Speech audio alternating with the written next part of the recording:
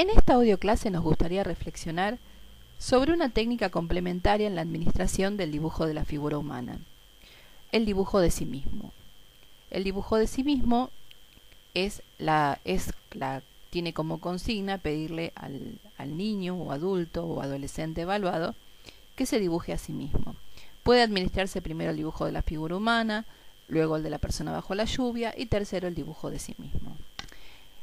Sin embargo, en esta clase lo que vamos a trabajar es una variación en la utilización de este recurso, que implica pedir el dibujo de sí mismo en el tiempo pasado, presente y futuro. Para eso podemos dividir la hoja que utilizamos tamaño carta en 3 partes iguales, poniendo el título de pasado, presente y futuro en esa hoja. Cuando se trata de niños pequeños se le puede decir primero que se dibuje a sí mismo en el centro de la hoja, luego que se dibuje antes, cuando era más pequeño, cuando era más chico, y se le señala la parte izquierda, y cómo se imagina cuando sea un poco más grande. Esto solamente en el futuro, y le señalaríamos la columna derecha. Esto solamente en caso de niños muy pequeños o que no están alfabetizados. Ya en niños alfabetizados, en adolescentes y adultos, solamente se da la consigna base. Esta técnica es muy interesante, primero particularmente porque nosotros no decimos a qué edad se imagina. Entonces es muy interesante ver en qué edad la persona fecha su pasado. A veces una vez que termina el dibujo se puede pedir algún tipo de asociación al respecto. También nos permite ver cómo se siente actualmente, y en esto habría que compararlo con el dibujo de la figura humana y el dibujo de la persona bajo la lluvia. O sea que el sí mismo lo que va a agregar es una dimensión más ligada al sentir del sujeto y a su pensar actual, y también a su posicionamiento. En el caso del dibujo que están viendo, por ejemplo, cuando se dibuja a sí mismo, vemos que dibuja primero la cabeza, la tacha, no la borra, y después prosigue con el dibujo.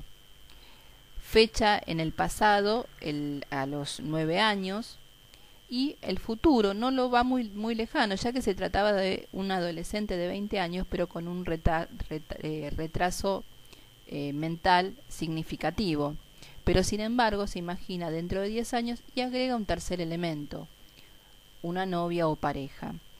Este chico en ese momento estaba atravesando el divorcio de los padres, las nuevas parejas de ambos padres, y lo que se evidenciaba en toda la batería era la preocupación justamente por esto.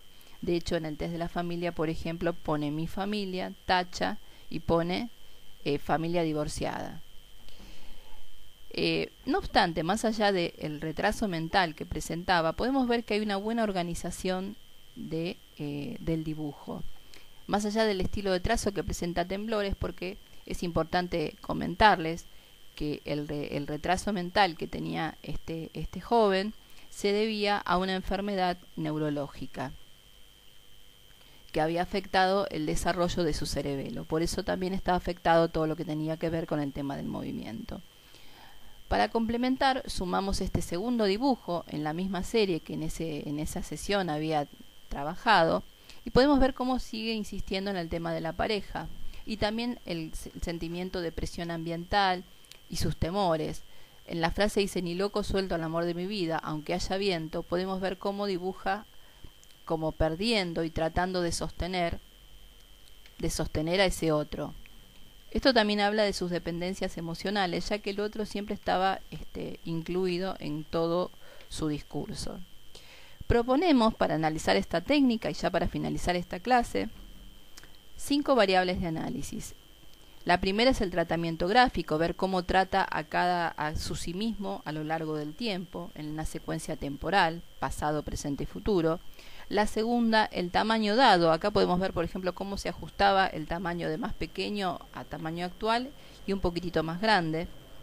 La tercera es qué fecha adjudica al pasado, se posiciona en el pasado, y cuál se piensa en el futuro, que después podemos trabajar por asociación libre una vez terminado el dibujo.